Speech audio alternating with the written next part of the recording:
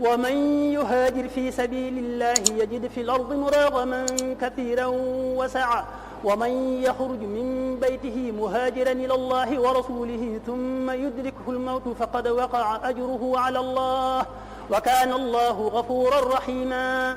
وإذا ضربتم في الأرض فليس عليكم جناح أن تقصروا من الصلاة إن خفتم أن يفتنكم الذين كفروا إن الكافرين كانوا لكم عدوا مبينا. وإذا كنت فيهم فأقمت لهم الصلاة فلتقم طائفة منهم معك وليأخذوا أسلحتهم فإذا سجدوا فليكونوا من ورائكم ولتأت طائفة أخرى لم يصلوا فليصلوا معك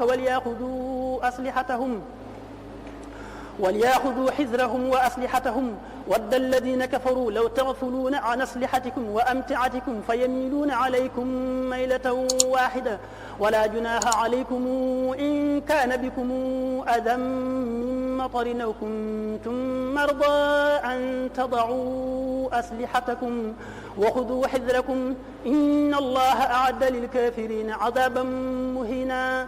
فإذا قضيتم الصلاة فاذكروا الله قياما وقعودا وعلى جنوبكم فإذا اطمأننتم فأقيموا الصلاة إن الصلاة كانت على المؤمنين كتابا موقوتا. ولا تهنوا في ابتغاء القوم إن تكونوا تعلمون فإنهم يعلمون كما تعلمون وترجون من الله ما لا يرجون وكان الله عليما حكيما.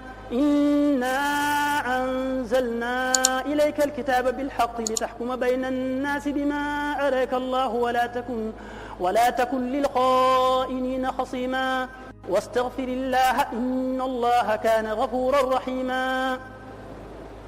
ولا تجادل عن الذين يختانون أنفسهم إن الله لا يحب من كان خوانا نثيما يستخفون من الناس ولا يستخفون من الله وهو معهم إذ يبيتون ما لا يرضى من القول وكان الله بما يعملون محيطا.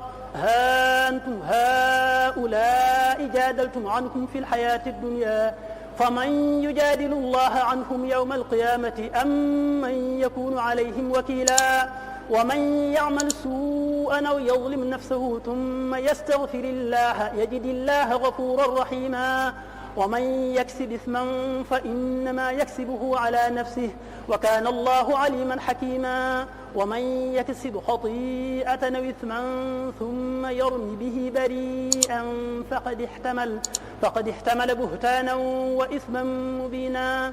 ولولا فضل الله عليك ورحمته لهمت طائفة منهم أن يضلوك وما يضلون إلا أنفسهم وما يضرونك من شيء وأنزل الله عليك الكتاب والحكمة وعلمك ما لم تكن تعلم وكان فضل الله عليك عظيما.